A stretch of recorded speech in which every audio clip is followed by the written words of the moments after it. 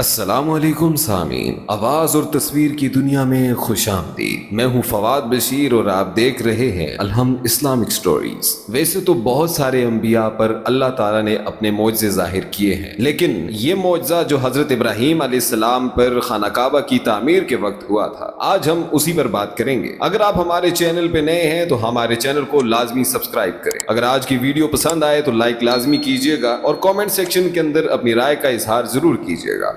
حضرت ابراہیم علیہ السلام کو اللہ تبارک و تعالیٰ کا جب حکم ہوا کہ خانہ کعبہ کی تعمیر کریں تو حضرت ابراہیم علیہ السلام نے اللہ تعالیٰ کے حکم سے خانہ کعبہ کی تعمیر شروع کر دی۔ تعمیر کرتے وقت جب خانہ کعبہ کی دیواریں حضرت ابراہیم علیہ السلام کے سر سے اونچی ہو گئی تو آپ کے لیے ایک مزید پتھر لگانا مشکل ہو گیا، تو اس وقت حضرت ابراہیم علیہ السلام کے ایک معجزے کا نزول ہوا جو کہ ایک پتھر کی شکل میں تھا، جس کو آج مقام ابراہیم بھی کہا جاتا ہے۔ یہ ایک مقدس پتھر ہے جو خانہ کعبہ شریف سے چند گز کی دوری پر رکھا ہوا ہے۔ یہ وہی پتھر ہے کہ جب حضرت ابراہیم علیہ السلام خانہ کعبہ کی تعمیر فرما رہے تھے اور دیواریں سر سے اونچی ہو گئی تھی تو اس پتھر پر کھڑے ہو کر آپ علیہ السلام نے خانہ کعبہ شریف کی دیواریں مکمل کی تھی۔ اور یہ حضرت ابراہیم علیہ السلام کا ایک معجزہ تھا کہ یہ پتھر موم کی طرح نرم ہو گیا اور آپ علیہ السلام کے دونوں مقدس قدموں کا اس پتھر پر نشان بن گیا۔ اس طرح حضرت ابراہیم علیہ السلام آسانی کے ساتھ مزید پتھر لگاتے جاتے اور خانہ کعبہ کی تعمیر فرماتے جاتے۔ آپ علیہ السلام کے قدموں کے مبارک نشان کی بدولت اس پتھر کی فضیلت اور عظمت اس میں اس طرح لگ گئی جیسے کہ 4 چاند لگا دیے گئے۔ اللہ تبارک و تعالیٰ نے اپنی کتاب قرآن مجید میں 2 جگہ اس کی عظمت کا خطبہ ارشاد فرمایا ہے، جس کا ترجمہ کچھ یوں ہے،